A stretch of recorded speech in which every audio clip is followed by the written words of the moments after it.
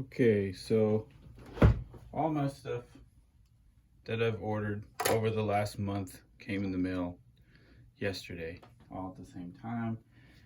One thing I was waiting on for this beauty queen here was some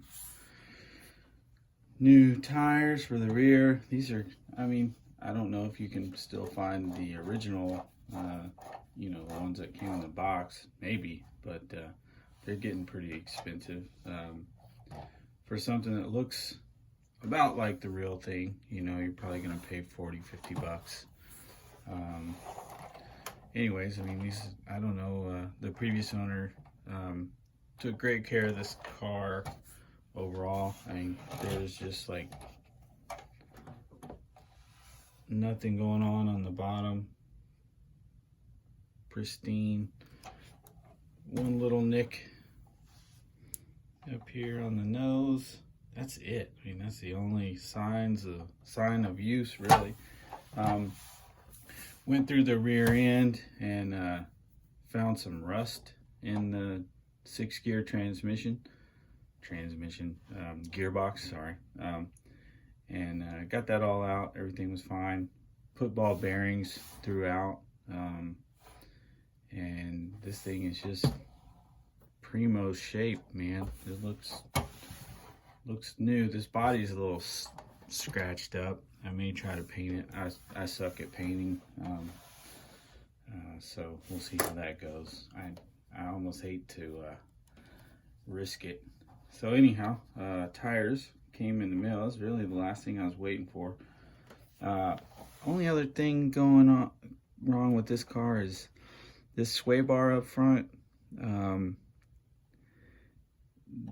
I think, if I remember correctly, this is kind of like the Schumacher cat, where you're supposed to solder that. These little ball ends with the hex.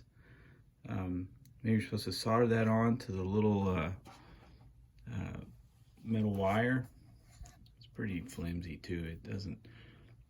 I don't know that it does all that much, but anyhow, they weren't on. They were kind of looked like they had corroded a little bit and had both slid off. I tried to use JB weld, which I'm ashamed of admitting, but I did. And I don't know, maybe my JB weld was just too old, and when I mixed them up, it wouldn't harden. So I waited 2 days patiently, and they just both slid right off, and the stuff was still gooey.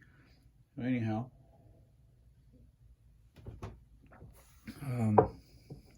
I wasn't sure if I tried to solder it after that, if the solder was going to stick, because all that stuff inside was covered with JB weld, and yeah, didn't go as planned. So I ended up putting set screws. It kind of looks like Frankenstein now.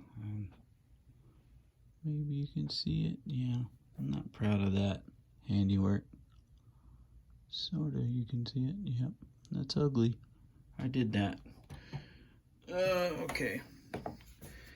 Let's see. These are the tires I found. Apparently, you know what? I'm not gonna even try to guess what car these were made for. It said Pro-Lines. I think those are Pro-Line tires. So maybe that's true. It's got this little made in Italy mark on one side. The other side's totally blank. Maybe you guys know what tire that is, but I think that's gonna look amazing on there once I get it on. That just does it, right? That brings the car, that makes it look like it's supposed to. Let's get that on there. I don't know if I'll bother swapping the wheels on the camera. You guys have seen all this stuff before. Nobody needs a tutorial on how to take apart RC10 wheels. So we'll just spin them on there. Look at that. Holy cow. Now I'm proud to have that one on the shelf. Well, yeah. That looks like an off-road car. Whoopsies. Okay, so yeah, good deal.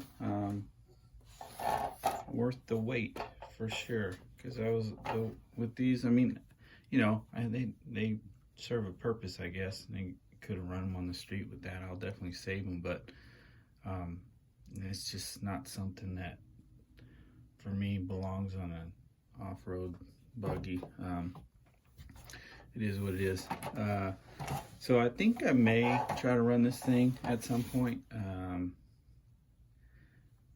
Then again, like, I mean, who hasn't seen an RC10 running around in the dirt?